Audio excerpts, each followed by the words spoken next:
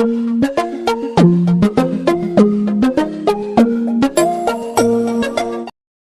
తెచ్చే సిరులు అనేటువంటి అంశంలో శ్రమల ద్వారా వచ్చేటువంటి ఆశీర్వాదాలు అని మనం నేర్చుకుంటున్నాం. శ్రమల ద్వారా వచ్చేటువంటి సిరులు ఫస్ట్ ఏంటి చెప్పండి? శ్రమల ద్వారా మనకి ఏం కలుగుతుంది? అభివృద్ధి కలుగుతుంది. రెండవది, శ్రమల ద్వారా సౌందర్యం, ఆధ్యాత్మికంగా మరింతగా క్రీస్తు పోలికలోనికి మార్చబడతాం. మూడవదిగా శ్రమల ద్వారా మనకి మేలు కలుగుతుంది. నాలుగవదిగా ఏంటి? శ్రమల ద్వారా ఓర్పు కలుగుతుంది. ఐదవదిగా శ్రమల ద్వారా విధేయత కలుగుతుంది. ఆరవది ఏంటి చెప్పండి? శ్రమల ద్వారా కుమారత్వం కలుగుతుంది. అంటే క్రీస్తు యొక్క వారసత్వపు హక్కుని మనం దక్కించుకోగలుగుతాం. ఏడవదిగా ఏంటి చెప్పండి? శ్రమల ద్వారా ఘనత కలుగుతుంది మనకి. ఇలా మనం వాక్యంలో చూసుకుంటే, పరిశుద్ధ గ్రంథంలో చూసుకుంటే ఎన్నో విషయాలు రాయబడ్డాయి. కానీ మరి ప్రాముఖ్యమైనటువంటి విషయాలు ఇంకొక 3 గుర్తు చేస్తాను. నేను వివరణ ఇవ్వను. గుర్తు చేసి ఆ శ్రమంలో మనం ఎలా ఉండాలో ఎలా ఉండకూడదో కూడా కొన్ని విషయాలు మనము ఆలోచన చేద్దాం. 8వదిగా ఆలోచన చేస్తే అపోస్తుల కార్యముల గ్రంథం 14వ అధ్యాయం 22వ వచనం ప్రకారంగా చూస్తే అక్కడ ఒక మాట రాయబడింది. ఏమనేసనంటే, శిష్యుల యొక్క మనసులను దృఢపరిచి మనము అనేక శ్రమలు అనుభవించిన మీదటే ఎక్కడ ప్రవేశించగలుగుతాం? దేవుని రాజ్యంలో ప్రవేశించగలుగుతాం అని అక్కడ చెప్పడం అనేది జరుగుతుంది. అంటే ఇక్కడ మనం 8వదిగా మరొక విషయం, శ్రమల ద్వారా వచ్చేటువంటి సిరుల్లో శ్రమల ద్వారా మనం ఇంకా ఏం పొందుకుంటాం అని ఆలోచన చేస్తే, దేవుని రాజ్యంలో ఏం పొందుకుంటాం చెప్పండి? ప్రవేశం అనేది పొందుకుంటాం. శ్రమలు అనుభవించకుండా శ్రమల ద్వారా మనం కొనసాగలేకపోతే ఏమాత్రము దేవుని రాజ్యంలో మనకేముండదు చెప్పండి? ప్రవేశం అనేది ఉండదు. అందుకని దెసలోనీయులకు రాసినటువంటి 2వ పత్రిక 1వ అధ్యాయం 5వ వచనంలో కూడా దేవుని రాజ్యంలో శ్రమల ద్వారా మీరు యోగ్యులుగా ఎంచబడుతున్నారు అనే మాట కూడా మనకు అక్కడ కనిపిస్తుంది. అంటే శ్రమల ద్వారా మనకి ఏం కలుగుతుంది చెప్పండి? దేవుని రాజ్యంలో ప్రవేశం అనేది కలుగుతుంది. అలాగే తిమోతికి రాసినటువంటి 2వ పత్రిక 4వ అధ్యాయం 5వ వచనంలో చూస్తే 9వదిగా శ్రమల ద్వారా దేవుని రాజ్యంలో ప్రవేశించినటువంటి మనం శ్రమల ద్వారా ఏం పొందుకుంటామో తెలుసా? అక్కడ నీతి కిరీటం పొందుకుంటాం. దేవునికి స్తోత్రం, హల్లెలూయా. 9వది ఏంటి చెప్పండి? నీతి కిరీటం. శ్రమల ద్వారా అంటే నేను మంచి పోరాడాను, శ్రమలు అనుభవించాను, నా కోసం నీతి కిరీటం ఉంచబడింది. నా కొరకు మాత్రమే కాదు, ఈ ప్రత్యక్షత అపేక్షించుచు శ్రమల ద్వారా ఎవరైతే నడిపించబడుతున్నారో వారందరికీ కూడా దేవుడు ఏమనుగ్రహిస్తాడట? నీతి కిరీటం అనుగ్రహిస్తాడని పౌలు గారు తన ప్రియ శిష్యుడైనటువంటి తిమోతికి చెబుతున్నటువంటి మాటలు మనకు కనిపిస్తాయి. అంటే దేవుని రాజ్యంలో ప్రవేశమే కాదు, దేవుని రాజ్యంలో శ్రమల ద్వారా మనం ఏం పొందుకుంటాం చెప్పండి? నీతి కిరీటాన్ని కూడా పొందుకుంటాం. కాబట్టి ఈరోజు మనం శ్రమల గుండా ప్రయాణం చేసేటప్పుడు ఏ మాత్రము కూడా మనం ఏం అవ్వక్కర్లేదు చెప్పండి? కృంగిపోనక్కర్లేదు. అలాగే పేతురు తన పత్రికలో కూడా రాస్తున్నారు. పేతురు రాసిన మొదటి పత్రిక 5వ అధ్యాయం 10వ వచనంలో చూస్తే అక్కడ పేతురు రాసినటువంటి మాట ఏమిటి అంటే, శ్రమల ద్వారా మనల్ని దేవుడు ఎలా చేస్తాడట? పూర్ణులుగా చేస్తాడు. అంటే 10వదిగా ఆలోచన చేస్తే శ్రమల ద్వారా మనకేం కలుగుతుంది? సంపూర్ణత. దేవునికి స్తోత్రం, హల్లెలూయా. శ్రమల ద్వారా ఏంటి చెప్పండి? సంపూర్ణత. మన క్రైస్తవ జీవితం యొక్క లక్ష్యం క్రీస్తు యొక్క సంపూర్ణతలోనికి మనం మార్చబడమే కదా, క్రీస్తు యొక్క సంపూర్ణతలోనికి ఎదగడమే కదా. అంటే ఈరోజు శ్రమల ద్వారా మనం నడిపించబడుతున్నామంటే దేవుడు మనల్ని ఏం చేస్తున్నాడు చెప్పండి? మరింతగా సంపూర్ణతలోనికి నడిపిస్తున్నాడు, సంపూర్ణతను అనుగ్రహిస్తున్నాడు అనే విషయాన్ని మనం ఎంతైనా కూడా ఆలోచన చేయాలి. అందుకనే ఒక గొప్ప భక్తుడు అన్నాడు, ఏమన్నా తెలుసా? శ్రమలట పరిశ్రమలట. ఏంటి చెప్పండి? శ్రమలు గొప్ప పరిశ్రమలు. పరిశ్రమ అంటే ఏంటి? ఫ్యాక్టరీ అన్నమాట. అంటే ఆశీర్వాదాన్ని, లాభాన్ని తెచ్చిపెట్టేవి అని అర్థం. అంటే ఆ భక్తుడు అర్థం చేసుకుని తన అనుభవపూర్వకంగా చెప్పిన మాట ఏంటో తెలుసా? శ్రమలు గొప్ప పరిశ్రమలు అని చెప్పగలిగాడు. అంటే ఈరోజు శ్రమల ద్వారా అనేకమైనటువంటి సిరులను మనం పొందుకోగలుగుతున్నాం, ఈ ఆశీర్వాదాలన్నీ పొందుకుంటున్నాం. కాబట్టి శ్రమల ద్వారా సంపూర్ణత, శ్రమల ద్వారా పరలోక రాజ్యంలో ప్రవేశం, శ్రమల ద్వారా నీతి కిరీటం. ఇలా ఇన్ని ఆశీర్వాదాలు, ఇన్ని సిరులు శ్రమల ద్వారా మనం పొందుకునేటప్పుడు మరి శ్రమల్లో ఎలా ఉండకూడదు? చాలాసార్లు శ్రమలను బట్టి మనం చాలా కృంగిపోతూ ఉంటాం కదా. శ్రమంలో ఎలా ఉండకూడదు అని ఒక 4 విషయాలు త్వరగానే నేను గుర్తు చేసి ఎలా ఉండాలో కూడా కొన్ని విషయాలు నేను మీకు నేర్పించాలని ఆశపడుతున్నాను. శ్రమల్లో మనం ఎలా ఉండకూడదు అనేసనంటే మన మూల వాక్యం మొట్టమొదటిగా సామెతల గ్రంథం 24:10 శ్రమ దినమున నీవు కృంగిన ఎడల చేతకాని వాడవద్దు. అంటే శ్రమలో మనం ఏం చేయకూడదు, కృంగిపోకూడదు. శ్రమలు వచ్చినాయి అని మనం ఏమనుకూడదు చెప్పండి, కృంగిపోకూడదు మొట్టమొదటిగా. రెండవదిగా ఎలా ఉండకూడదు అంటే ఆదికాండము 16వ అధ్యాయం 6వ వచనంలో చూస్తే అక్కడ మనకి ఎవరు కనిపిస్తారు అంటే హాగరు కనిపిస్తారు. ఎవరు చెప్పండి, హాగర్ని అబ్రహాము దగ్గరికి శారా పంపించినప్పుడు హాగర్ ఏమైంది, గర్భవతి అయింది అబ్రహాం ద్వారా. గర్భవతి అయిన తర్వాత శారా హాగర్ని ఏం చేయడం మొదలు పెట్టిందంటే శ్రమ పెట్టడం మొదలు పెట్టిన తర్వాత ఆ శ్రమను తట్టుకోలేక హాగర్ ఏమవుతుంది, పారిపోతుంది. ఏమవుతుంది చెప్పండి, పారిపోతుంటే అప్పుడు యెహోవా దూత హాగర్కి ప్రత్యక్షమయ్యి, ఎక్కడికి పారిపోతున్నావు, నీ యజమానురాలు శ్రమ పడుతుందని పారిపోతున్నావా, పారిపోవడానికి వీల్లేదు, వెనక్కి వెళ్ళి నీ యజమానురాలు చేతి క్రింద అణిగి ఉండు, నీకు ఇచ్చే సంతానాన్ని దేవుడు ఆశీర్వదిస్తాడని యెహోవా దూత చెప్పినప్పుడు మరలా ఆ హాగర్ ఏం చేస్తుందంటే తన యజమానురాలైనటువంటి శారా దగ్గరికి తిరిగి వచ్చేయడం జరుగుతుంది. అంటే శ్రమంలో ఏమవుతుంది, హాగర్ ఇక్కడ పారిపోతుంది. మనము కూడా పారిపోయే వారిగా ఉంటే ఎక్కడికి వెళ్ళినా శ్రమలు అనేవి వస్తాయి. మనం ఆల్రెడీ గడిచిన దినాల్లో మనం నేర్చుకున్నాం కదా. అంటే ఎక్కడికని పారిపోగలుగుతాం చెప్పండి. అందుకనే శ్రమంలో ఎలా ఉండకూడదు, పారిపోయే వారిగా ఉండకూడదు. ఇక్కడ హాగర్ పారిపోవాలనుకున్నది, కానీ పారిపోతే శ్రమల ద్వారా వచ్చే ఆశీర్వాదం పొందలేమని యెహోవా దూత చేత ఆజ్ఞాపించబడి తిరిగి వెళ్ళినప్పుడు తనకి పుట్టినటువంటి ఇస్మాయేల్ని దేవుడు ఎలా ఆశీర్వదించాడో తెలుసా. ఇస్మాయేల్ నిమిత్తం అబ్రహాం కూడా దేవుని సన్నిధిలో ప్రార్థన చేసినప్పుడు నాకే పుట్టాడు కదా ప్రభు అని చిన్న మనవి చేశాడు.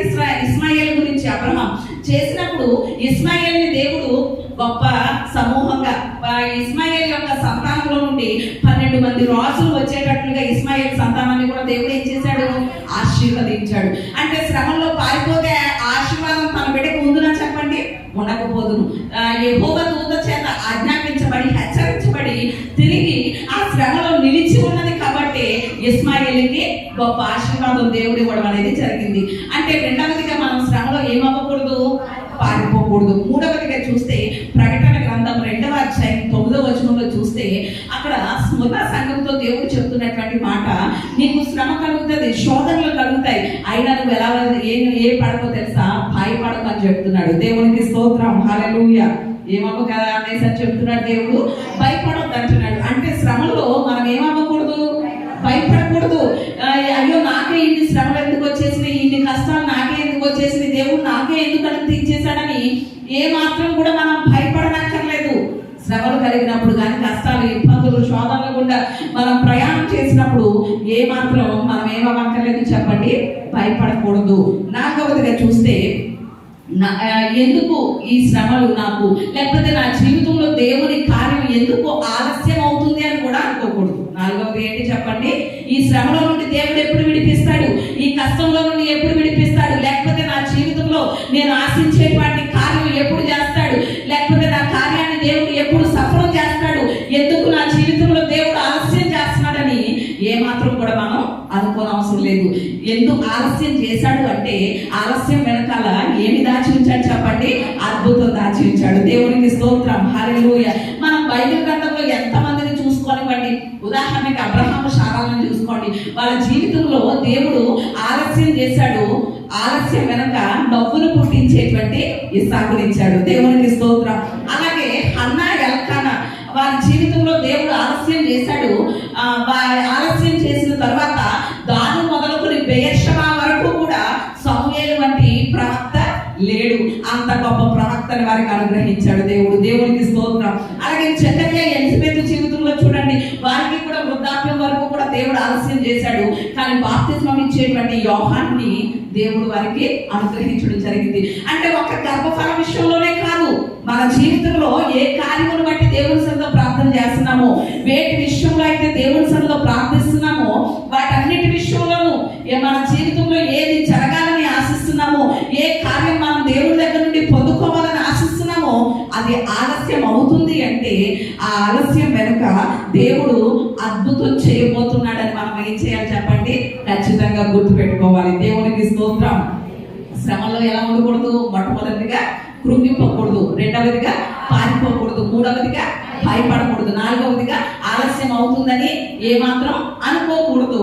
ఇలా ఉంటే దేవుడు ఖచ్చితంగా, ఇలా ఉండకుండా ఉంటే దేవుడు ఖచ్చితంగా మన శ్రమలో నుండి అద్భుతమైనటువంటి కార్యాలు మనకి మన జీవితంలో చేస్తాడు. శ్రమల ద్వారా వచ్చే ప్రతి ఆశీర్వాదం మనం పొందుకోగలుగుతాం.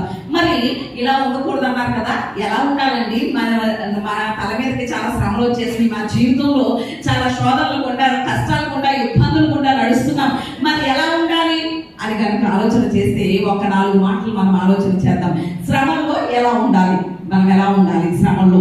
మొట్టమొదటిగా ఎలా ఉండాలి అంటే సమూయేలు 2వ గ్రంథం 22వ అధ్యాయం 7వ వచనం, అక్కడ అలాగే 18వ కీర్తన 6వ వచనం, ఈ 2 చోట్ల కూడా ఒకటే మాట రాయబడి ఉంటది. అంటే 2 కూడా దావీదు రాసిన కీర్తనలే కాబట్టి 2 చోట్ల ఒకే మాట ఉంటది. ఏమనేసనంటే, నా శ్రమలో నేను యెహోవాకు మొర్ర పెట్టగా, దేవునికి స్తోత్రం, హల్లెలూయా అనేసి దావీదు చెప్తున్నాడు. అంటే శ్రమలో మనం ఏం చేయాలి? ఎలా ఉండాలి? దేవునికి మొర్ర పెడుతూ ఉండాలి. దేవునికి స్తోత్రం. సర్లే, శ్రమల ద్వారా ఇన్ని ఆశీర్వాదాలు ఉన్నాయి కదా, శ్రమల ద్వారా ఎన్నో ఆశీర్వాదాలు దేవుడు దాచిపెట్టి ఉంచాడు కదా, ఇస్తాడులే అని మనం గురి పెడితే ఆశీర్వాదాలు పొందలేం, శ్రమల ద్వారా వచ్చే సిరులు పొందలేం. ఏం చేయాలి అంటే, ఏం చేయాలి చెప్పండి? దేవునికి మొర్ర పెట్టాలి. ఖచ్చితంగా దేవునికి మొర్ర పెట్టాలి. మొర్ర విషయంలో చూసుకుంటే చాలా చాలా మాటలు కనిపిస్తూ ఉంటాయి. దినవృత్తాంతాలు 2వ గ్రంథం 20వ అధ్యాయం 8వ వచనంలో కూడా దేవునికి మొరపెట్టినటువంటి రాజుల గురించి ఉంటుంది. అలాగే 34వ కీర్తన 6వ వచనంలో కూడా దేవునికి మొరపెట్టడం గురించి ఉంటుంది. అలాగే యాకోబు రాసినటువంటి పత్రిక 5వ అధ్యాయం 13వ వచనంలో చూస్తే యాకోబు ఒక మాట చెప్తాడు. ఏమనో తెలుసా? మీలో ఎవరికైనా శ్రమ సంభవించినా అక్కడ ఏం చేయాలి? ప్రార్థన చేయవలెను అనే మాట కనిపిస్తుంది. దేవునికి స్తోత్రం. అంటే మనకి శ్రమలు సంభవించినప్పుడు ఎలా ఉండాలి చెప్పండి? మొరపెడుతూ ఉండాలి, దేవునికి ప్రార్థన చేస్తూ ఉండాలి. అప్పుడు ఆ శ్రమలో నుండి దేవుడు తప్పక మనల్ని కరుణించడం అనేది జరుగుతూ ఉంటుంది. మొట్టమొదటిగా ఏం చేయాలి చెప్పండి? ప్రార్థన చేయాలి, మొర్ర పెట్టాలి దేవునికి. రెండవదిగా చూస్తే ఎఫెసీయులకు రాసినటువంటి పత్రిక, అపోస్తలుడైనటువంటి పౌలు ఎఫెసీయులకు రాసినటువంటి పత్రిక 3వ అధ్యాయం, ఎఫెసీయులకు రాసినటువంటి పత్రిక 3వ అధ్యాయం 13వ వచనం చదువుకుందాం. 3:13. కాబట్టి మీ నిమిత్తము నాకు వచ్చిన శ్రమలను చూసి మీరు అధైర్యపడవద్దని వేడుకొనుచున్నాను, ఇవి మీకు మహిమకరములై ఉన్నవి. దేవునికి స్తోత్రం, హల్లెలూయా. అంటే ఇక్కడ పౌలు గారు ఎఫెసీలో ఉన్నటువంటి సంఘానికి రాసినటువంటి మాటలు ఏమిటి అంటే, శ్రమల్లో మనం ఎలా ఉండాలట? ధైర్యంగా ఉండాలట. ఎలా ఉండాలి చెప్పండి? ధైర్యంగా ఉండాలి. ఏ మాత్రం కూడా ధైర్యం అనేది రానివ్వక్కర్లేదు. అయ్యో, ఈ పరిస్థితి నుండి ఎలా గట్టెక్కాలి, ఈ పరిస్థితి నుండి ఎలా తప్పించుకోవాలి, లేకపోతే ఈ సమయంలో ఎలా ప్రవర్తించాలి అని మనం ఏ మాత్రం కూడా అధైర్యపడక్కర్లేదు. ఎలా ఉండాలి? ధైర్యంగా ఉండాలి. మరి ఈరోజు ఎంతవరకు మనం ధైర్యంగా ఉండగలుగుతున్నాం అనేది ఎంతైనా కూడా ఆలోచన చేయాలి. మనం ప్రతిరోజు కూడా ఎన్నో సవాళ్ళు ఎదుర్కొంటూ ఉంటాం, ఎన్నో సమస్యలు ఎదుర్కొంటూ ఉంటాం. అలాంటప్పుడు చాలా మంది ఏమంటారో తెలుసా? ఇక నా వల్ల కాదండి. ఏమంటాం చెప్పండి? ఎన్నో సవాళ్ళు ఎదుర్కొంటాం, ఎన్నో సమస్యలు గుండా పోరాడుతున్నప్పుడు ఏమంటాం చెప్పండి? కొన్ని సమయాల్లో ఇక నా వల్ల కాదండి పాస్టర్ గారు, ఇక నేను భరించలేనండి బాబు, ఈ సమస్యలతో ఉండడం నా వల్ల కాదండి, లేకపోతే ఈ భర్తతో ఏగడం నా వల్ల కాదండి, ఈ పిల్లలతో ఏగడం నా వల్ల కాదండి అనేసరి అంటూ ఉంటాం. కానీ మనం పట్టుదలతో ధైర్యంగా ఉన్నప్పుడు ఎంతటి శ్రమనైనా, ఎంతటి సమస్యనైనా ఎదుర్కోగలుగుతాం. దానికి నిదర్శనంగా ఒక చిన్న విషయాన్ని చెప్పి నేను నా మాటల్లో ముందుకు వెళ్తాను. గడిచినటువంటి సంవత్సరం 2023లో మే నెలలో ఒక అమెజాన్ అడవుల్లో ఒక విషయం జరిగింది. ఏంటది అని కనుక మనం ఆలోచన చేస్తే, అమెజాన్ అడవుల్లోనికి ఒక చిన్న కుటుంబం చిన్న ఫ్లైట్ లో ప్రయాణం చేస్తుంది. ఒక తల్లి, 4 పిల్లలు, పైలట్.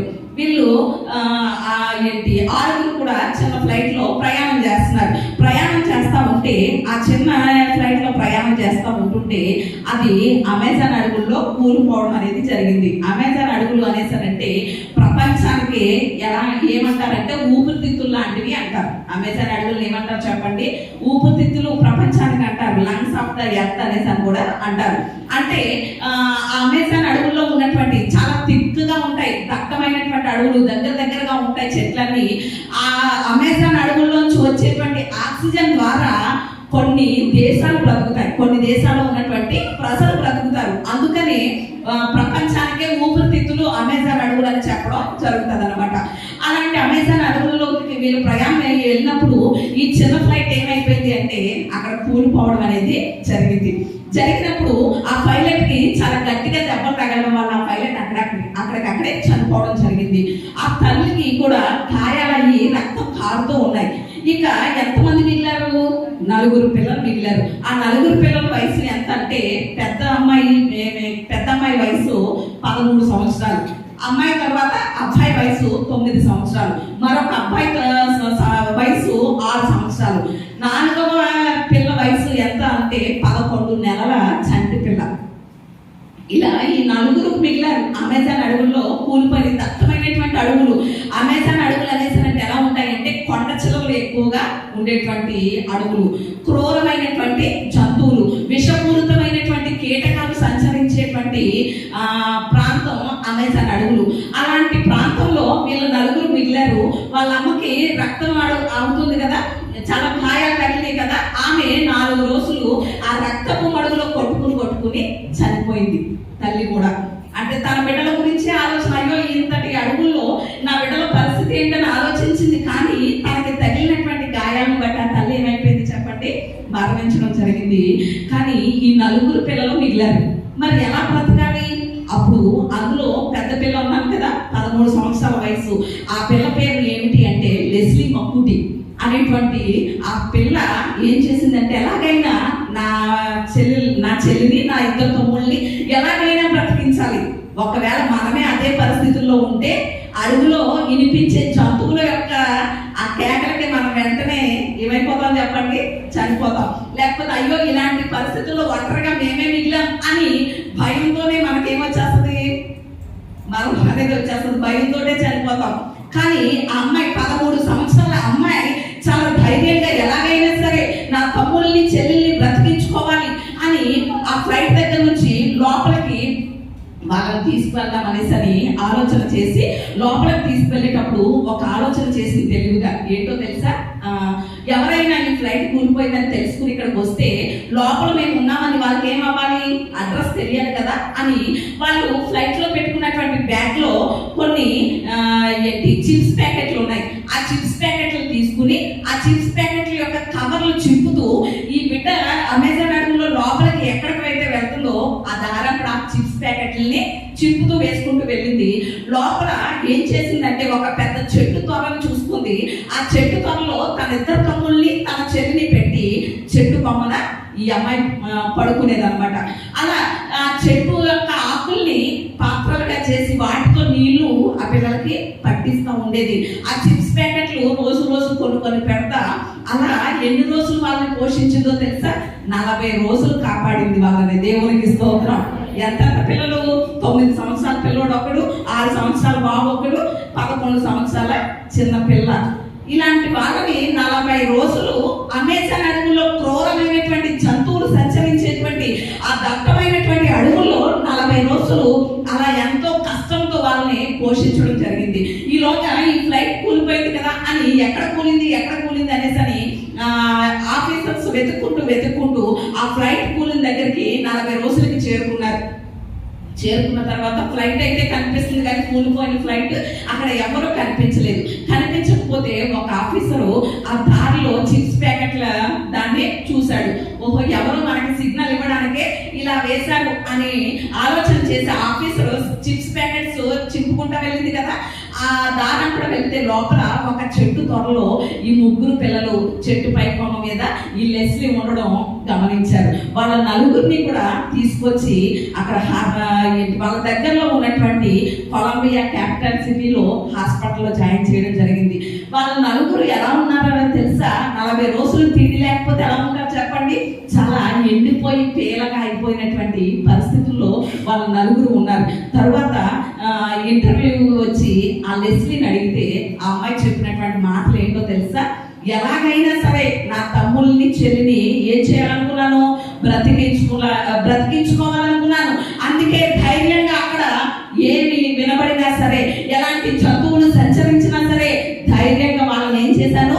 కాపాడుకోగలిగాను అనేసి అని చెప్పగలిగింది. దేవునికి స్తోత్రం, హల్లెలూయా. అందుకని ఆ అమ్మాయికి ఒక టైటిల్ కూడా పెట్టారు. ఏమో తెలుసా? వండర్ఫుల్ రియల్ హీరోయిన్ అని టైటిల్ పెట్టారు ఆ అమ్మాయికి. వాళ్ళు ఎక్కడ దొరికారు కూడా అది ఫోటోలు ఉన్నాయి. ఆ ఫోటోలు కూడా పేపర్లో వేయడం జరిగింది.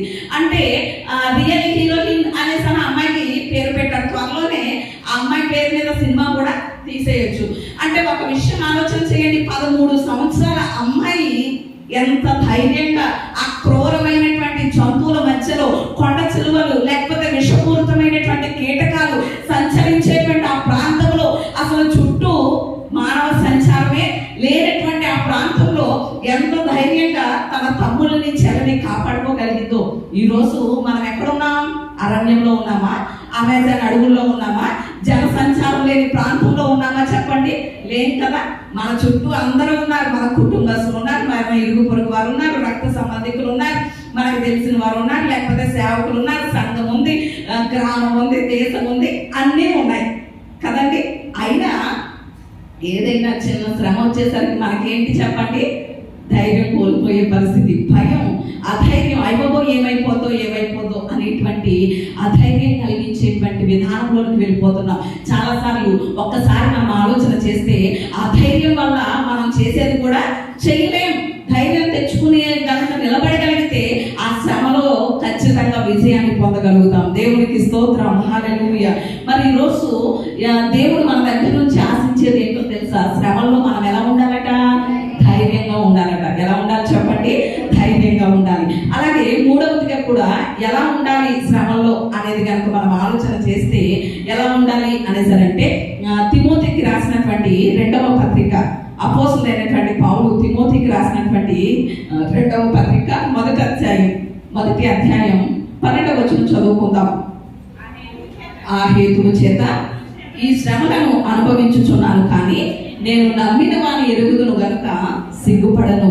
నేను ఆయనకు అప్పగించిన దాన్ని రాబోచున్న దినముల వరకు ఆయన కాపాడగలడని రూఢిగా నమ్ముకొనుచున్నాను. దేవునికి స్తోత్రం, హల్లెలూయా. ఇక్కడ మూడవదిగా మనం ఆలోచన చేస్తే శ్రమంలో ఎలా ఉండాలి అంటే నమ్మిక ఉంచాలని పౌలు తిమోతికి తెలియజేస్తున్నాడు. నమ్మిక అంటే నిరీక్షణ. మూడవదిగా శ్రమలో ఎలా ఉండాలి చెప్పండి?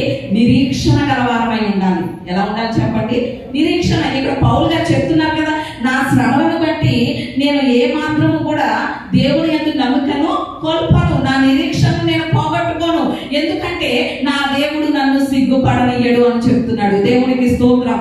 ఈ రోజు మన జీవితంలో కూడా ఎన్ని శ్రమలు కలిగినా, ఎన్ని ఇబ్బందులు కలిగినా, ఎన్ని నిందలు కలిగినా, ఎన్ని అవమానాలు ఎదురైనా, ఎలాంటి పరిస్థితులు మనల్ని చుట్టుముట్టినా కూడా మన దేవుడు మనల్ని ఏం పరచడు చెప్పండి? సిగ్గుపడనివ్వడు. అందుకని యోవేలు గ్రంథంలో కూడా ఆయన తన ప్రజలతో ఒక మాట చెప్తాడు. ఏమో తెలుసా? నా జనులు ఇక ఎన్నటికి సిగ్గునొందరు. దేవునికి స్తోత్రం, హల్లెలూయా. ఏం చెప్తున్నాడు చెప్పండి?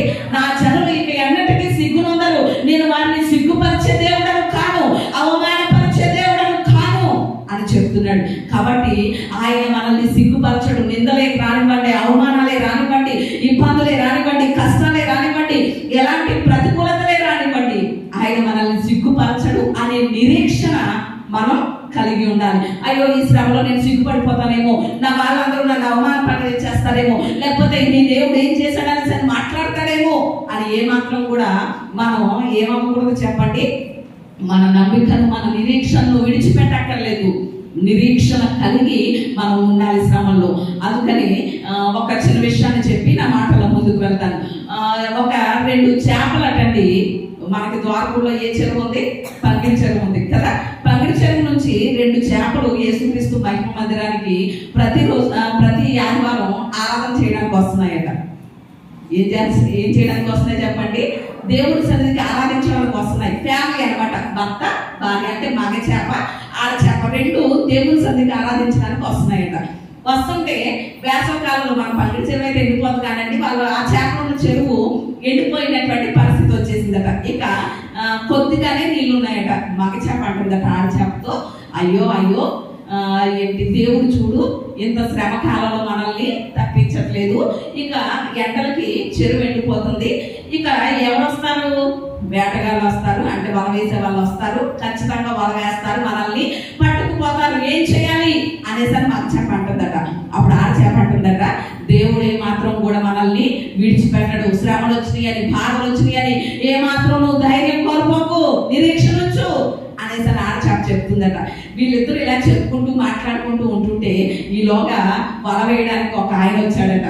ఈలోగా మాకు చేపకి చాలా కంగారు వచ్చేస్తుందట. అయ్యయ్యో నేను చూడు చూడు చూడు నేను చెప్పాను కదా, నేను అన్నట్లుగానే ఎవరు వచ్చారు, వల వేయడానికి మత్స్యకారుడు వచ్చేసాడు అనేసి అన్నదట. అంటే నువ్వేమి ధైర్యం కోల్పోకు, నిరీక్షణ ఉంచు, దేవుడి మీద నిరీక్షణ ఉంచు అని ఆ చేప చెప్తుందట. ఈలోగా ఆ మత్స్యకారుడు ఏం చేశాడు, వల వేసేసాడట. వల వేస్తే మిగిలిన చేపలన్నీ మానేసి ఈ 2 చేపల వలలో పడిపోయాయట. వల్ల పడిపోతే మగ చేప అంటుందట, ఇక అయిపోయింది మన సంగతి, దేవుడు రక్షిస్తాడు, నిరీక్షణ ఉంచు, దేవుని యందు నమ్మకం ఉంచు అని చెప్పుకుంటా వచ్చాం కదా. మరి మన ఇద్దరం పడిపోయాం వాళ్ళు. ఇక ఈ మధ్యకారుడు ఏం చేస్తాడు, మనల్ని బజార్లో పెట్టేస్తాడు, మన తల నరికేస్తాడు, కాబట్టి ఇక మన చరిత్ర క్లోజ్ అయిపోయింది అని మగ చేప అంటుందట. ఆడ చేప అంటుందట, ఏ మాత్రం కూడా మనం ధైర్యం విడిచిపెట్టక్కర్లేదు, శ్రమలో ఆయన మనకి తోడుగా ఉంటాడు, ఏ మాత్రం మన దేవుడు విడిచిపెట్టడు, నిరీక్షణ ఉంచు అనేసని ఆడచేప చెప్తుందట. ఈ మత్స్యకారుడికి ఒక ఆలోచన వచ్చిందట. ఏంటి అనేసనంటే, 2 చేపలే కదా పడ్డాయి, మార్కెట్కి ఎందుకు తీసుకువెళ్దాం, చాలా బాగున్నాయి కదా, ఇంటికి తీసుకెళ్ళి వీటిని మనమే వండుకుందాం అని ఇంటికి తీసుకొచ్చి తన భార్యకి ఇచ్చాడట. ఈ 2 చక్కగా వంట చేయనేసని ఆ 2 చేపల్ని తీసుకొచ్చి భార్యకి ఇస్తే ఆ భార్య 2 చేపల్ని దాంట్లో వేసి కత్తిపీటని తీసుకుని వస్తుందట బయట వాటిని శుభ్రం చేయడానికి. అప్పుడు మాకు చేపట్టిందట, చూడు చూడు దేవుని యందు నిరీక్షణ ఉంచు అనేసి చెప్పుకుంటా వచ్చావు కదా, కత్తిపీట కూడా ఎదురుగా కనిపిస్తుంది, ఇక మన పేక ఏమైపోతుంది, కట్ అయిపోతుంది, ఇక ఏమి నిరీక్షణ, ఈ శ్రమలో దేవుడు మనల్ని ఇంకా తప్పించే అవకాశం కూడా లేదు అనేసని మగ చేప చెప్తుందట. అప్పుడు ఆడ చేప అంటుందట, నా దేవునికి అసాధ్యమైనది ఏది లేదు, ఆయన సర్వశక్తిమంతుడు, అదే ఆయన ఏదైనా చేయగలడు, ఆయన ఆలస్యం చేస్తున్నాడు అనేసనంటే, ఈ శ్రమలో నుండి మనల్ని తప్పించడానికి ఆలస్యం చేస్తున్నాడంటే అద్భుతం చేయడం కోసమే ఆలస్యం చేస్తున్నాడు, నువ్వు భయపడకు, నిరీక్షణ ఉంచు అనేసి ఆడ చేప చెప్తుందట. ఈలోగా వెంటనే ఉరుములు మెరుపులు నోవాహు జల ప్రళయాల్లో కురిసినట్లుగా కుంభవర్షం కురవడం మొదలు పెట్టిందట. మొదలు పెడితే వెంటనే తన భార్యకి ఏం గుర్తొచ్చింది, ఈ ఆడ మనిషికి కత్తిపేట పట్టుకుని ఆడ మనిషికి ఏం గుర్తొచ్చినాయి, పైన మేడ పైన బట్టలు ఆరబెట్టారు కదా, ఈ చేపలు తర్వాత వచ్చి చేద్దామని గబగబా ఎక్కడికి పరిగెట్టింది, మేడ మీదకి పరిగెట్టిందట. ఈలోగా కుంభవర్షంతో దాకా ఫుల్ అయిపోయింది, అక్కడ ప్రక్కనే ఉన్నటువంటి ఆ ట్రైన్ అంతా ఫుల్ అయిపోయింది. ఆ దాకలోంచి ఆడ చేప అంటుందట, దేవుని చూసావా, దేవుని యందు నిరీక్షణ ఉంచువారు ఆయన ఏ మాత్రం కూడా ఏం చేయడు, సిగ్గుపరచడు, సిగ్గుపడనివ్వడు, ఉరుకు అన్నదట. 2 చేపలు కలిసి ఆ డ్రైన్ లో ఉరికితే ఆ డ్రైన్ దగ్గర నుంచి ఎక్కడికి వెళ్ళిపోయి, కాలంలోకి, పెద్ద కాలంలోకి వెళ్ళిపోయి అట. దేవునికి స్తోత్రం, హల్లెలూయా. అంటే మన జీవితంలో కూడా ఖచ్చితంగా దేవుడు ఇక ఇది జరగదు, లాస్ట్ మినిట్కి వచ్చేసిందండి, ఇక చివరి స్టేజ్కి వచ్చేసారండి, లేకపోతే ఇంకా అయ్యే అవకాశం లేదండి, ఈ శోధన నుండి శ్రమ నుండి తప్పించబడే మార్గమే లేదండి అనే పరిస్థితులు, ఇక చివరి దశలో ఉన్నాం అనేటువంటి పరిస్థితుల్లో కూడా నా దేవుడు ఏం చేయగలడు చెప్పండి, ఆ శ్రమలో నుండి తప్పించగలడు. దేవునికి స్తోత్రం. అందుకని మనం శ్రమలో ఎలా ఉండాలి, ఏం కలిగి ఉండాలి, నిరీక్షణ కలిగి ఉండాలి. దేవునికి స్తోత్రం. ఒకవేళ మన బంధువులు మనకి సహాయం చేస్తారని వాళ్ళ మీద నమ్మకం పెట్టుకున్నాం అనుకోండి, మన రక్త సంబంధికులు సహాయం చేస్తారని వాళ్ళ మీద నిరీక్షణ పెట్టుకున్నాం అనుకోండి, లేకపోతే మన ఇరుగు పొరుగు వాళ్ళు సహాయం చేస్తారని వాళ్ళ మీద నిరీక్షణ పెట్టుకుంటే ఒకవేళ మనం అవమానపడిపోవచ్చు, సిగ్గుపడిపోవచ్చు. కానీ మనం నిరీక్షణ ఉంచింది ఎవరి మీద అంటే సర్వశక్తుడైన దేవుని మీద. దేవునికి స్తోత్రం. ఆయన మీద నిరీక్షణ పెట్టుకున్న వారిని ఆయన ఏ మాత్రం కూడా ఏం చేయడు, సిగ్గుపడనివ్వడు. దేవునికి స్తోత్రం, హల్లెలూయా. అంటే మనం ఏం చేయాలి, ఎలా ఉండాలి చెప్పండి శ్రమల్లో, నిరీక్షణ కలిగి ఉండాలి. మనకి బాగా ఎగ్జాంపుల్ ఎవరు కనిపిస్తారంటే అబ్రహాం. ఈ మాట ఒక్కసారి మీరు చదవండి. ఆదికాండము 22వ అధ్యాయం. అబ్రహాం యొక్క నిరీక్షణ ఎలాంటిదో అక్కడ మనకి బాగా కనిపిస్తుంది. అబ్రహాం యొక్క నమ్మిక ఎలాంటిదో అక్కడ మనం బాగా అర్థం చేసుకోవచ్చు. ఆదికాండం 22వ అధ్యాయం 5వ వచనం చూడండి. తన పని వారితో మీరు గాడిదతో ఇక్కడనే ఉండుడి, నేను ఈ చిన్నవాడును అక్కడికి వెళ్ళి దేవునికి మొక్కి మరల మీ యొద్దకు ఏమంటున్నారు? మరల మీ యొద్దకు వచ్చేదనని చెప్తున్నాడు అబ్రహాం. ఈ మాట నోటీస్ చేసుకోండి మీరు. ఇక్కడ కనుక మనం ఆలోచన చేస్తే ఇస్సాకు పుట్టిన తర్వాత దేవుడు ఒక పరీక్ష పెట్టాడు అబ్రహాంకి. శ్రమ ద్వారా పరీక్షను అనుమతిస్తున్నాడు. ఆ పరీక్షలో ఒక మాట చెప్తున్నాడు. ఏమన్నా తెలుసా? నీకు అక్కడే ఉన్నటువంటి నీవు ప్రేమించే ఇస్సాకుని మోరియా కొండ మీదకి తీసుకొచ్చి ఏమివ్వు, బలివ్వు అనేసి దేవుడు చెప్పినప్పుడు అబ్రహాము నమ్మిక ఏంటి అనేసారంటే 100 సంవత్సరాల వయసులో నాకు ఇస్సాకుని ఇచ్చాడు కదా, ఒకవేళ నేను బలిచ్చిన దేవుడు నాకు ఎలాగైనా సంతానం ఇవ్వగలడు అనే నిరీక్షణతో సరే అనేసరి పరివారాన్ని తీసుకుని తన చిన్నబిడ్డ అయినటువంటి ఇస్సాకుని తీసుకుని మోరియా దేశానికి ప్రయాణమై వెళ్ళాడు. ప్రయాణమై వెళ్తున్నప్పుడు ఇక ఆ కొండ ఎదురుగా ఉంది. ఆ కొండ ఎదురుగా ఉన్నప్పుడు ఏమంటున్నాడో తెలుసా? తన పరివారాన్ని మీరు ఇక్కడే ఉండండి, నేను ఈ చిన్నవాడు వెళ్ళి దేవుడికి ఏమర్పిస్తాం? బలి అర్పిస్తాం, అర్పించి తిరిగి ఏం చేస్తాం? వస్తాము అని చెప్తున్నాడు. ఇక్కడ అబ్రహాం ఏమని చెప్పాలి? తన కొడుకుని బలిచ్చేస్తాడు, అప్పుడు తిరిగి వచ్చేది ఎవరు? అబ్రహాం ఒక్కడే కదా. ఇస్సాకుని బలిచ్చేస్తే తిరిగి ఎవరు వస్తారు? అబ్రహాం ఒక్కడే వస్తాడు. అప్పుడు ఏం చెప్పాలి పని వారితో? నేను తిరిగి వస్తాను, బలి అర్పించిన తర్వాత తిరిగి వస్తాను అని చెప్పాలి. కానీ వస్తాను అని ఏకవచనం మాట్లాడలేదు, సింగులర్ వాడలేదు, అక్కడ ఫ్లోరల్ వాడాడు. అంటే వస్తాము అంటున్నాడు. అంటే అబద్ధం చెప్తున్నాడా అబ్రహాము? అబద్ధం చెప్తున్నాడా చెప్పండి పని వారితో? కాదు. అబ్రహాముకు ఉన్నటువంటి నిరీక్షణ, దేవుని ఎడల నమ్మిక. దేవునికి స్తోత్రం. ఒకవేళ నా కుమారుడైనటువంటి ఇస్సాకుని బలి చేసినా కూడా ఆ బలి బూడిదలో నుండి తిరిగి నాకు దేవుడు నా బిడ్డను ఇవ్వగలడు అనేటువంటి నిరీక్షణ. దేవునికి స్తోత్రం. ఈ రోజు ఆ రోజు కలిగి ఉన్నటువంటి అబ్రహాం యొక్క నమ్మిక, నిరీక్షణ అబ్రహామును ఏమైనా సిగ్గుపరిచిందా చెప్పండి? సిగ్గుపరచలేదు కదా. తన కుమారుణ్ణి బలిచ్చే లాస్ట్ మినిట్ లో దేవుడు ఏమన్నాడు? నీ కుమారుణ్ణి వద్దు, నేను నిన్ను పరీక్షించాలనుకున్నాను అంతే, అందుకని ఆ పొదలో ఉన్నటువంటి కొమ్మలు తిరిగిన పొట్టేల్ని బలిచ్చే అన్నాడు లాస్ట్ మినిట్ లో. అంటే అబ్రహాము యొక్క నిరీక్షణ సిగ్గుపడనివ్వలేదు, అబ్రహాము యొక్క నమ్మిక సిగ్గుపడనివ్వలేదు. ఈ రోజు మన విషయంలో కూడా శ్రమల్లో దేవుని యందు నిరీక్షణ గలవారమై ఉంటే ఏ మాత్రము కూడా మన దేవుడు ఏమవనివ్వడు చెప్పండి? మనల్ని సిగ్గుపడనివ్వడు. దేవునికి స్తోత్రం. హల్లెలూయా. ఎన్ని మాటలు నేర్చుకున్నాం? 3 మాటలు. ఏంటి? ఎలా ఉండాలి? దేవునికి మొరపెడుతూ ఉండాలి. రెండవది ధైర్యంగా ఉండాలి. మూడవది నిరీక్షణ కలిగి ఉండాలి. నాలుగవదిగా ఎలా ఉండాలి అనేసరంటే అపోస్తలుడైనటువంటి పౌలు కొరింథీయులకు రాసినటువంటి 2వ పత్రిక 8వ అధ్యాయం 2వ వచనంలో చూస్తే అక్కడ ఒక సంఘం గురించి పౌలు గారు మెన్షన్ చేస్తున్నారు. కొరింథీలో ఉన్నటువంటి సంఘానికి మరొక సంఘం గురించి చెప్తున్నారు. ఆ మరొక సంఘం ఎవరు అంటే మాసిదోనియా సంఘం. ఏ సంఘం చెప్పండి? మాసిదోనియా సంఘం. మాసిదోనియా సంఘం గురించి ఈ కొరింథీ సంఘంలో ప్రస్తావిస్తూ రాస్తున్నారు. ఏమనో తెలుసా? మాసిదోనియా సంఘం వాళ్ళు బహుశ్రమల వలన పరీక్షించబడ్డారట. అయినా ఆ బహుశ్రమలో వారు ఏం చేశారట? సంతోషించారట. దేవునికి స్తోత్రం. హల్లెలూయా. ఏం చేశారు చెప్పండి? సంతోషించారట.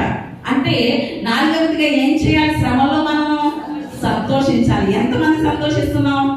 నాకు శ్రమ వచ్చింది అబ్బబ్బా, నాకు కష్టం వచ్చింది అబ్బబ్బా అనేసి సంతోషించగలుగుతున్నామా? చాలాసార్లు నా మట్టుకు నేను, మీ మట్టుకు మీరు, ఎవరైనా శ్రమ వచ్చినప్పుడు ఏమొచ్చేస్తాయి? మన కళ్ళం కూడా నీళ్ళు వచ్చేస్తాయి. మన ముఖంలో ఉన్నటువంటి సంతోషం అంతా ఎగిరిపోయి మన ముఖం ఎలా ఉంటుంది? దిగాలుగా నీరసంగా పెట్టేస్తా ఉంటాం కదా. కానీ దేవుని వాక్యం ఏం చెప్తుందో తెలుసా? శ్రమలు వచ్చినప్పుడు మీరేమవ్వద్దు, కృంగిపోవక్కర్లేదు, అధైర్యపడిపోవక్కర్లేదు, భయపడిపోనక్కర్లేదు. ఎలా ఉండాలి? సంతోషంగా ఉండండి. ఇక్కడ ఈ మాసిదోనియా సంఘం వారు నిరుపేదలు, బహుశ్రమలట. ఒక్క శ్రమ, 2 శ్రమలు కాదట. ఎలాంటి శ్రమలట వారికి? బహుశ్రమల వల్ల దేవుడు వారిని పరీక్షించాడట. వారి విశ్వాస జీవితం ఏంటో, వారి భక్తి జీవితం ఏంటో, వారి ఆత్మీయ జీవితం ఎంతో దేవుడు పరీక్షించి తెలుసుకోవాలనుకున్నాడు. అందుకని ఆ మాసిదోనియ సంఘానికి బహుశ్రమలను దేవుడు పరీక్షగా పెట్టాడట. బహుశ్రమలను దేవుడు అనుమతించాడట. అప్పుడు వాళ్ళు దేవుడు మమ్మల్ని పరీక్షిస్తున్నాడు. దేవుడు మమ్మల్ని పరీక్షించేటప్పుడు మేము ఖచ్చితంగా పరీక్షలు ఏమవ్వాలి? పాస్ అవ్వాలి. మేము నిలబడాలి, స్థిరులుగా ఉండాలి, సంపూర్ణతను పొందాలి అని ఆ శ్రమల్లో కూడా, బహుశ్రమంలో, శ్రమలు కాదు బహుశ్రమంలో కూడా వారు ఎలా ఉన్నారట? సంతోషంగా ఉన్నారట.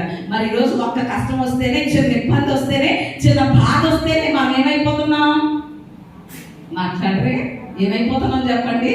కృంగిపోతున్నాం, ఏం చేస్తున్నాం? పెబ్బేలైపోతున్నాం కదా. కానీ దేవుని వాక్యం ఏం చెప్తుందంటే శ్రమల్లో ఏం చేయాలట? సంతోషించాలట. ఎందుకు అనేసానంటే ఆ శ్రమ నుండి విడిపించగలిగిన దేవుణ్ణి మనం కలిగి ఉన్నాం. ఆ శ్రమలో మనకి సహాయం చేయగలిగిన దేవుణ్ణి మనం కలిగి ఉన్నాం. శ్రమల ద్వారా వచ్చే ఆశీర్వాదాలు మనకి ఇచ్చేటువంటి గొప్ప దేవుణ్ణి మనం కలిగి ఉన్నాం కాబట్టి ఏ మాత్రం కూడా శ్రమలో అధైర్య పడక్కర్లేదు. ఎలా ఉండాలి? సంతోషంగా ఉండాలి. ఎందుకని సంతోషమో తెలుసా? ఈ శ్రమ నాకు సిరులను తెచ్చి పెడుతుంది. ఈ శ్రమ నాకు ఆశీర్వాదం తెచ్చి పెడుతుంది. ఈ ఇబ్బంది నాకు కలివిని తెచ్చి పెడుతుంది. ఈ శ్రమ ద్వారా దేవుడు నన్ను దీవించాలనుకున్నాడు. ఈ శ్రమ ద్వారా దేవుడు నన్ను ఆశీర్వదించాలనుకుంటున్నాడు అని మన భవిష్యత్తులో దేవుడు చేయబోయే కార్యాన్ని తలంచుకుని మనం ఏం చేయాలి చెప్పండి? సంతోషించాలి. ప్రస్తుతం మనం ఉన్నది శ్రమలోనే, కానీ భవిష్యత్తులో ఏం చూడబోతున్నాం? ఆశీర్వాదం చూడబోతున్నాం. దేవుని ద్వారా మేలు చూడబోతున్నాం. దేవుని ద్వారా అభివృద్ధి చూడబోతున్నాం. కాబట్టి భవిష్యత్తులో కలగబోయే ఆ మేలుని, ఆశీర్వాదాన్ని తలంచుకుని శ్రమలోనే ఏం చేయాలి చెప్పండి? సంతోషించాలి. మరి ఎంతవరకు సంతోషించగలుగుతున్నాం అనేది ఎంతైనా ఆలోచన చేయాలి. చివరిగా మరొక మాట, 5వదిగా మరొక మాట చెప్పి నా మాటలు ముగిస్తాను. శ్రమలో మనం ఎలా ఉండాలి అనేసానంటే, రోమీలకు రాసినటువంటి పత్రిక, అపోస్తులైనటువంటి పౌలు రోమీలకు రాసినటువంటి పత్రిక 5వ అధ్యాయం, రోమిలో ఉన్నటువంటి సంఘానికి రాసినటువంటి మాటలు 5వ అధ్యాయం 4వ వచనం చదువుకుందాం. అంతేకాదు శ్రమ ఓర్పును, ఓర్పు పరీక్షను, పరీక్ష నిరీక్షణను కలుగు చేయనని ఎరిగి శ్రమలయందును అతిశయపడుదుము. దేవునికి స్తోత్రం, హల్లెలూయా. అంటే ఇక్కడ 5వదిగా శ్రమలో ఎలా ఉండాలి చెప్పండి? అతిశయపడాలట. శ్రమలో ఏం చేయాలి చెప్పండి? అతిశయపడాలి. దేవుని వాక్యం ఎలా ఉంటుందో తెలుసా? లోకానికి వ్యతిరేకంగా ఉంటది. మన తలంపులకి దేవుని తలంపులు ఎలా ఉంటాయి చెప్పండి? ఆపోజిట్ లో ఉంటాయి, వ్యతిరేకంగా ఉంటాయి. మనం ఎప్పుడు అతిశయపడతాం? ఎప్పుడు అతిశయపడతాం? మనకి ఏదైనా కలిసి వచ్చేసింది అనుకోండి, లేకపోతే ఏదైనా సాధించేసాం అనుకోండి, ఏదైనా గెలుపొందాం అనుకోండి, అప్పుడు నేను కాబట్టి చూసావా సాధించగలిగాను, నేను కాబట్టి చూసావా పాస్ అవ్వగలిగాను, నేను కాబట్టి చూసావా సంపాదించగలిగాను అని అప్పుడు అతిశయపడతాం మనం కదా, ఏదైనా సాధించినప్పుడు. మరి దేవుని వాక్యం ఏం చెప్తుంది? ఏదో సాధించామని కాదు, ఏదో సంపాదించామని కాదు, ఏదో గెలిచామని కాదు. ప్రస్తుతం నువ్వు ఎదుర్కొంటున్నటువంటి శ్రమలను బట్టి, కష్టాలను బట్టి, నష్టాలను బట్టి, సమస్యలను బట్టి, ప్రతికూలతలను బట్టి ఏం చేయమంటున్నాడు దేవుడు? అతిశయించమంటున్నాడు. దేవునికి స్తోత్రం. ఎంత ఆపోజిట్ లో ఉందో చూడండి దేవుని వాక్యం. మనకి ఏదైనా కలిగి ఉంటే, ధనం ఇలాంటివి కలిగి ఉంటే అతిశయపడతాం. కానీ దేవుని వాక్యం అలా చెప్పట్లేదు. మన ధనం పోయిందనుకోండి, సమస్యలో మునిగిపోయిందనుకోండి, నష్టాల్లో మునిగిపోయిందనుకోండి, అప్పుడు ఏం చేయాలట? అతిశయపడాలట.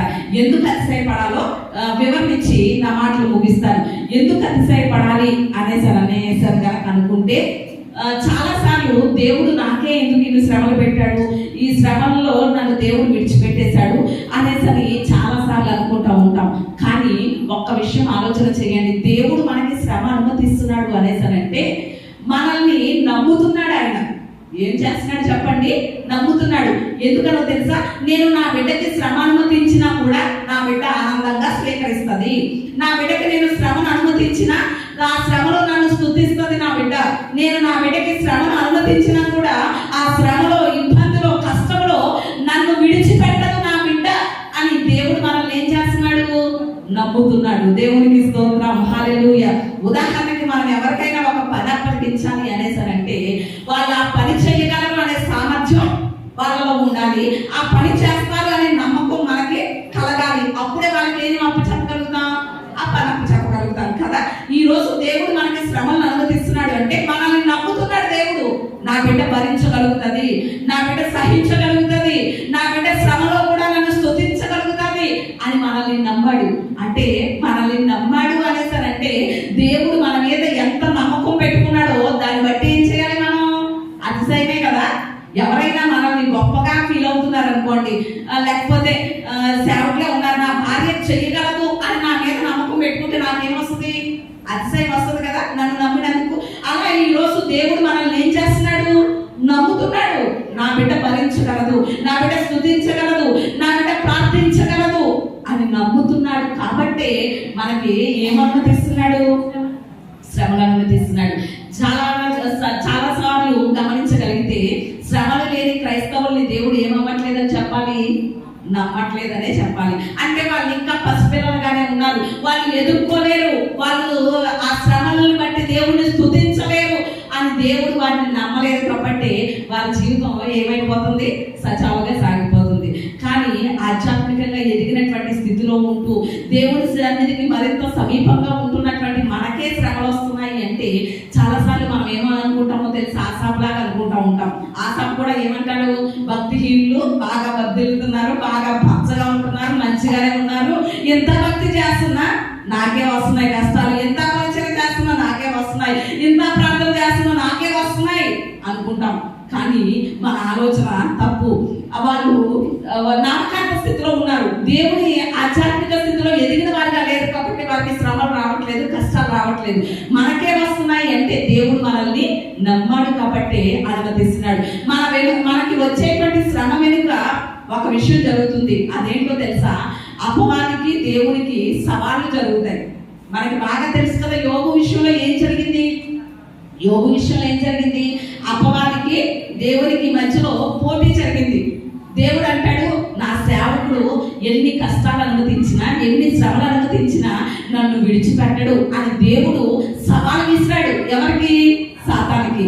అంటే ఈ రోజు మనకి ఏదైనా కష్టం అనుమతించాడు దేవుడు అంటే ఎవరికి సవాల్ విసురుతున్నాడు? దేవుడు సాతానికి సవాల్ విసురుతున్నాడు. పలానా నా బిడ్డను చూసావా, పలానా నా బిడ్డను చూసావా, నా కుమార్తెను చూసావా, నా కుమారుని చూసావా, నేను ఒకవేళ శ్రమలు ఇచ్చినా కూడా నన్ను విడిచిపెట్టదు. ఒకవేళ నేను కష్టం అనుమతించిన నా సన్నిధిని విడిచిపెట్టరు, స్తుతిస్తారు అని మనల్ని నమ్మి మనల్ని బట్టి ఎవరితో సవాల్ చేస్తున్నాడు? దేవుడు అపవాదితో సవాల్ చేస్తున్నాడు. కానీ ఈరోజు శ్రమలను బట్టి మనం కృంగిపోతే అపవాది దగ్గర దేవుడు ఏమైపోయినట్లు చెప్పండి? ఓడిపోయినట్లే కదా. అందుకే దేవుడు చెప్తున్నాడు, శ్రమలో ఏం చేయాలట? అతిశయపడాలంట. అంటే నన్ను బట్టి సాతానికి దేవుడు ఏమి విసిరాడు? సవాలు విసిరాడు. కాబట్టి నా దేవుడిని నేనేం చేయాలి? గెలిపించాలి అని అతిశయంగా ఉండాలి. మనం శ్రమంలో ఏమాత్రం కృంగిపోయి నిరుత్సాహపడిపోయి డేలా వేసేసి ఏమాత్రం ప్రిపేర్ అయిపోవక్కర్లేదు. నాకు శ్రమ వచ్చింది అంటే, నాకు ఈ కష్టం వచ్చిందంటే, నాకు ఈ బాధ వచ్చింది అంటే నా దేవుడు నన్ను బట్టి అపవాది దగ్గర సవాల్ విసిరాడు. కాబట్టి నా దేవుడిని నేను గెలిపించాలి, అపవాదికి ఓటమి కలగాలి. అలాగున నేను సంతోషంగా ఉండాలి, శ్రమలో కూడా ధైర్యంగా ఉండాలి, శ్రమలో కూడా నిరీక్షణతో ఉండాలి, శ్రమలో కూడా అతిశయపడాలి అనేటువంటి ఆలోచన మనం కలిగి ఉండాలి. మరి రోజు ఎంతవరకు శ్రమలో అతిశయపడగలుగుతున్నాం అనే విషయాన్ని ఎంతైనా ఆలోచన చేయాలి. ఇక్కడ ఎలా ఉండాలి అనే విషయాన్ని మనం నేర్చుకుంటున్నాం. మొట్టమొదటిగా శ్రమంలో ఎలా ఉండాలి చెప్పండి? ప్రార్థన చేస్తూ ఉండాలి, దేవుడికి మొరపెడుతూ ఉండాలి. రెండవదిగా ఎలా ఉండాలి చెప్పండి? ధైర్యంగా ఉండాలి. మూడవది నిరీక్షణతో ఉండాలి. నాలుగవది సంతోషంగా ఉండాలి. ఐదవది అతిశయపడుతూ ఉండాలి. అలా ఉండగలిగితే ఖచ్చితంగా దేవుడు ఆ శ్రమలో నుండి మనల్ని ఎలా తప్పిస్తాడో, శ్రమల్లో దేవుడు మనకు ఎలా ఉంటాడో దేవుని చిత్తాన్ని బట్టి, రేపు ఎలాగున్నా అది ఉండదు కాబట్టి దేవుని చిత్తాన్ని బట్టి తరువాయి భాగం అంటే శ్రమంలో దేవుడు మనకి ఏం చేస్తాడో ఆ విషయాలు తర్వాత మనం నేర్చుకుందాం, అవకాశాన్ని బట్టి, దేవుని చిత్తాన్ని బట్టి. కానీ ఈ రోజుతో మనం నేర్చుకున్నటువంటి అంశాలు ఏమిటి అంటే శ్రమలు తెచ్చే సిరులు, శ్రమల ద్వారా వచ్చేటువంటి ఆశీర్వాదాలు మనం చూసాం. అలాగే శ్రమల్లో ఎలా ఉండకూడదో చూసాం. అధైర్యంగా ఉండడం, కృంగిపోవడం, లేకపోతే నీలా పడిపోవడం, ఆలస్యం అయిపోయిందని కంగారు పడడం చేయనక్కర్లేదు. ఎలా ఉండాలి శ్రమలో అంటే ఎలా ఉండాలి చెప్పండి? మా దేవునికి మొరపెడుతూ ఉండాలి. రెండవది ధైర్యంగా ఉండాలి. మూడవది నిరీక్షణతో ఉండాలి. నాలుగవది సంతోషంగా ఉండాలి. ఐదవది అతి ఆశ్రయపడుతూ ఉండాలి. అలా ఉండగలిగితే ఆ శ్రమల ద్వారా వచ్చే